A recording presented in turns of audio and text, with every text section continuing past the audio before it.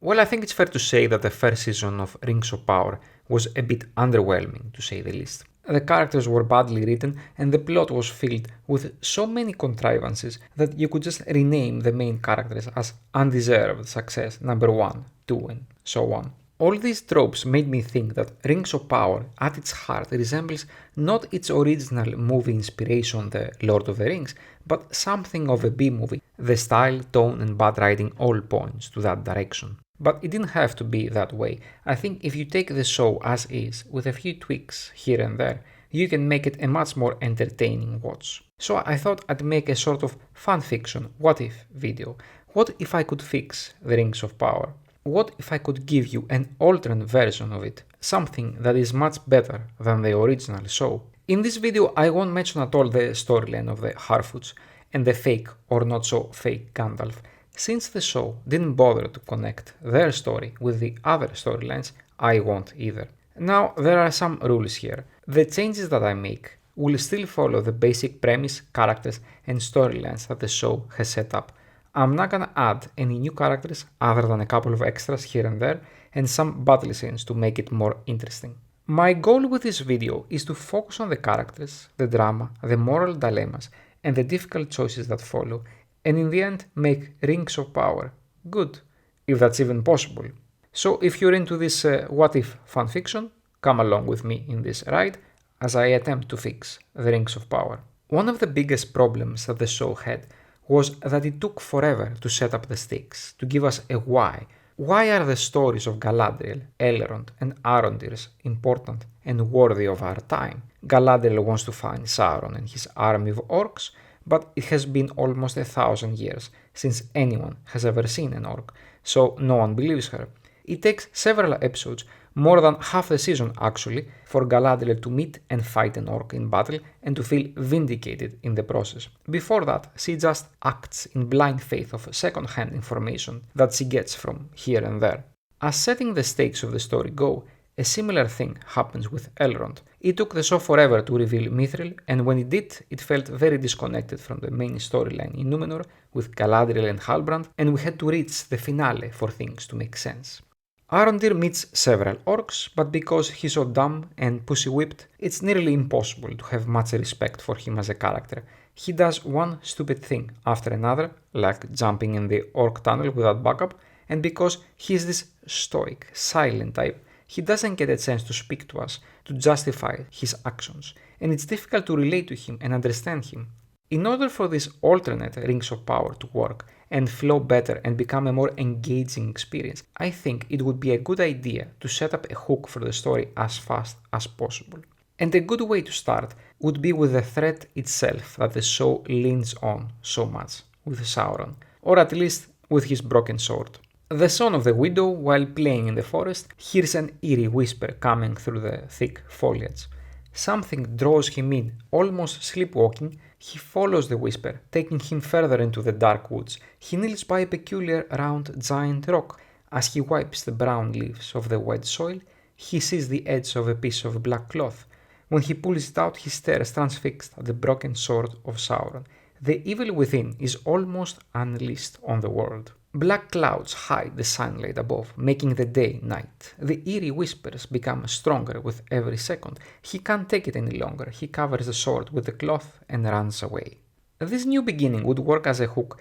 It sets that the dark forces of Sauron do exist and aren't just a story or a myth of some bygone times. And furthermore, it sets up a logical consistency, a story building block with more evidence of the existence of Sauron can be added later on. So when the next scene Galadriel insists that she can feel Sauron and his orcs are nearby, we can sort of feel and understand her, and we can sympathize with her when no one believes her.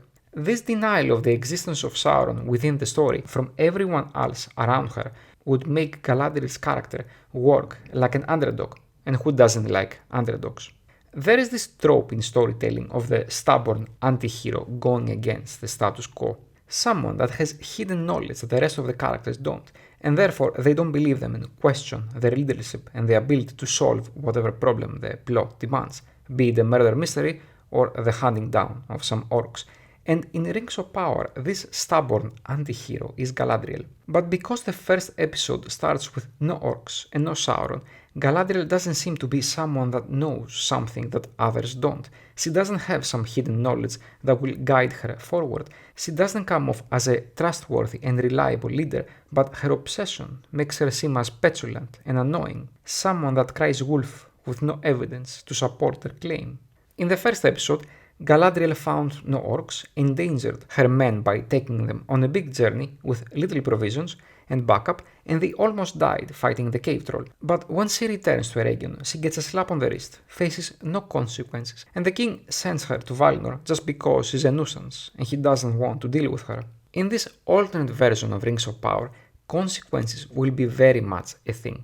While fighting the cave troll, one of Galadriel's soldiers dies. Now we have a story with actual stakes in it, characters that die if they mess up, and this death is going to be especially important because it's an elf. Having a story where no one is safe, not even an elf, would add tension to every fight and battle for the rest of the show. So Galadriel was stubborn and narcissistic, an immortal princess that cares little for other people, and I don't want to change that, but I do want to give her some introspection of her actions and some much needed inner conflict. She returns to Eregion ashamed, having lost the respect of her comrades and her king. Now she wants to find a way to gain that respect back, and she will do so by proving that she was right all along by finding Sauron and his orcs. The basic dynamics of Galadriel's story won't change, but these tweaks would put a more human face to her character, and it would be easier to understand her. She fucked up and she wants to clear her name, but she's so stubborn and bloodthirsty that it's difficult for her to acknowledge said fuck up. The thing is, so Galadriel wanted revenge for her brother, but that's an external reason. If she gets her revenge, it won't change who she is as a person, and since we know she won't get her revenge for a very long time, this desire seems empty and hollow. But with this tweak, trying to earn back the respect of her people, it gives her an opportunity for some growth that the character desperately needs, and it would also keep her in this middle space between anti-hero and underdog. Someone that we can like because we know she's right, but as an anti-hero, she can dip her toes to bad guy territory without losing her status quo as one of the good guys. And most importantly, her dogged pursuit of Sauron won't come off as an illogical, petulant journey, but as something that is tied to a real human emotion, respect. And that is something that we can all understand. But respect isn't enough to make her jump off the boat just before it enters Valinor. We need something tangible happening, and this tangible thing would be to see the son of the widow succumbing to the temptation of the whispers of Sauron. When he returns to the forest and grabs the sword, an ancient evil awakens in the world. Maybe dark clouds fill the sky again and Galadriel can feel the evil of Sauron freezing her body. Even if she's hundreds of miles away, we can accept that she alone has access to some kind of connection with this evil and she can sense it, maybe because her bloodthirsty path of revenge has corrupted her and gave this evil a way to get inside her. This idea that the evil is corrupting Galadriel can be used in this alternate version of events. The more Galadriel is pressing forward with her path of revenge, the more she feels the evil growing inside her. And we get to see this conflict between good and bad personified by the morally ambivalent choices that she will make in this alternate season. But more on that, we need to actually see how this evil makes its mark on her. Maybe with a montage sequence, seeing Galadriel's anguish as she feels the evil inside her, intercutting with the son of the widow grabbing the sword as it comes alive. And maybe the evil that the sword symbolizes makes its mark by a shallow and faded mark on the body of Galadriel, which will become more intelligible further in the season as she pushes for her revenge.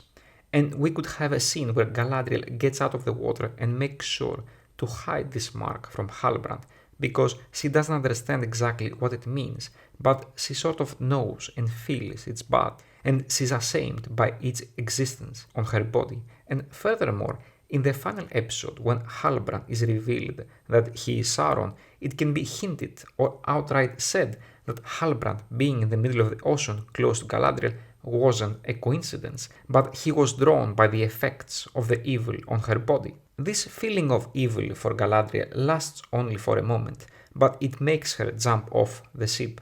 The show has already set up at the start of the episode that evil can feel cold. Okay, the whole thing as a trope is a bit B-movie, but we're not working with some huge wonder of cinema here, but with the Rings of Power, so I think it's good enough. The Son of the Widow takes the sword of Sauron back to the barn, and that will attract Adar and his orcs to the little village. The love story of Arondir and the Widow was very stale and boring as it happened in the show. Arondir doesn't really have a lot of depth as a character. We meet the couple and they're just together, and then stuff happens and then more stuff happens. It never really sat right by me that Arondir, an immortal elf soldier, falls in love with a mortal woman. Why does he find her interesting and attractive?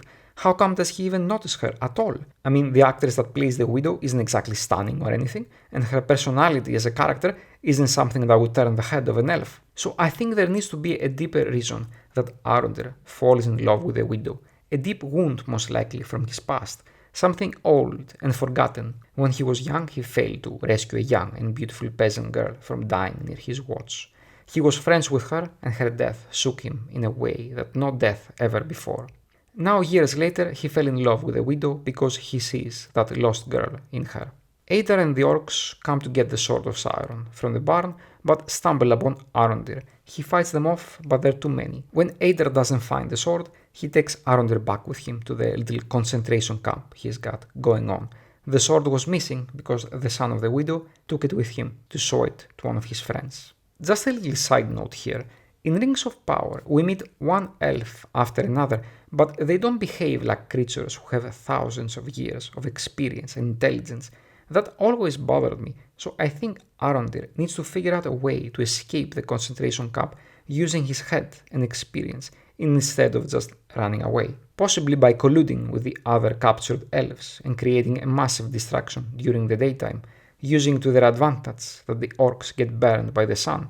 Arondir could have started small fires and made some fuses with some sticks and grass. The orcs could chase him through the forest, thinking that they were protected by the shade of the trees, but when the foliage would start to burn and the shadow they provide would go out, the orcs would get burned as well, and that would give Arondir the time to escape. And for us, the audience, it would give us the chance to respect Arondir as someone who didn't get himself in trouble, but got out of it using his intelligence, courage, and experience as a soldier. Let's go back to Galadriel now. I found it quite annoying that the show used contrivances all the time to get the plot moving. Galadriel had to be rescued by Halbrand, that had to be rescued by Elendil on board his Numenorian ship. I think that's too many contrivances in one episode. Instead, you can use this time having Galadriel and Halbrand spend a little more time together, getting to know each other. Halbrand would be the reason that Galadriel does some introspection on her actions.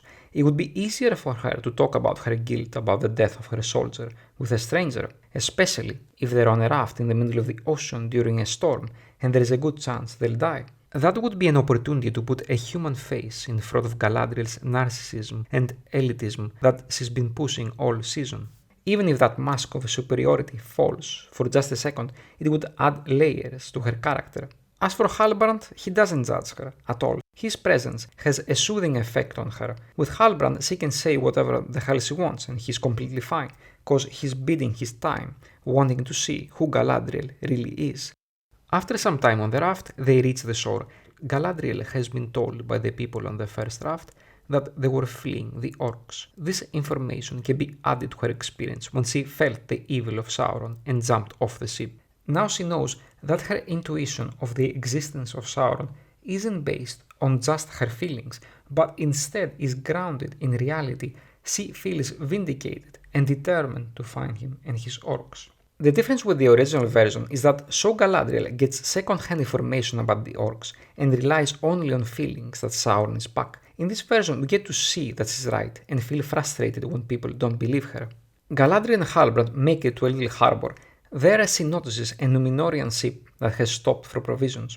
She convinces Elendil to help her by mentioning the presence of the orcs, so he agrees to sail them to Numenor to consult with the queen. And Galadriel convinces Elendil to tag along, not by shouting at the top of her lungs that she's an elf and it's his right to obey her, but she senses Elendil's sense of right and wrong, and she uses his chivalry to her advantage. It would be nice to see Galadriel have layers in this alternate version. Someone that has lived thousands of years would have the wherewithal and presence of mind to smartly manipulate Elendil to get her to Numenor. She knows Numenor is the closest and strongest kingdom in the area. Even if so Galadriel, an obsessed, narcissistic elf, didn't even care for any of that while barging into Queen Miriel's kingdom and demanding her help and later on an army, this alternate Galadriel would know when to use diplomacy and when to use brute force to get what she wants. In Rings of Power, the whole part of Numenor felt very long and tedious. Galadriel and Halbrand didn't really have much to do there, and it seemed that the show ditched its characters to buy time until the final episodes where the battles and all the big revelations happens. But things could have moved much faster. Now that we are in Numenor, there's a chance for Halbrand to grow a little bit as a character. So Halbrand was this scraggy, brooding dude that goes to Numenor, works as a smith, fights some guys in the square and just follows Galadriel in whatever she does. Because the writers knew he was Sauron all along, they kept all his wants and needs hidden. He was like a moving and talking mystery box, and that prevented his character to grow and become more interesting. His true intentions were only revealed in the final episode, but this is just another sign of bad writing. So Halbrand was a character with no agency. He was just a chess piece that was waiting to be moved in the right place at the right time. Rings of Power is constructed heavily around these mystery boxes.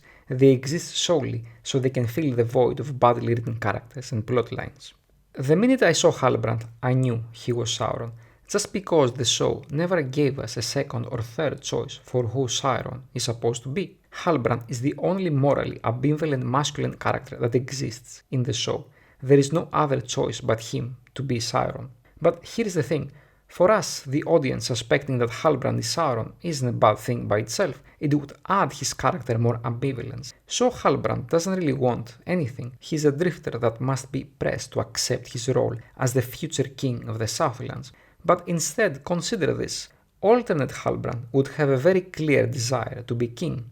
When he lands in Numenor, the first thing he does is look for allies. He searches for the ones that are weak and shady, so he can make a deal with them. And with this plan, Halbrand would quickly find Isildur and the long bearded politician quite eager to make a deal. Halbrand would stay clear from Elendil, having already seen he's a man of principles, that he can't be corrupted. So Halbrand / Sauron takes advantage of Isildur's thirst for success and recognition. He promises Isildur a ship of his own if he helps him gain his kingdom back, even if no such kingdom exists. What matters here for Halbrand is the corruption of Isildur's principles as a way to secure his alliance. Halbrand will do the same with a beardy politician, promises of political support and an exclusive trading contract with the Southlands. These shrewd moves would make us say, who the hell is this guy?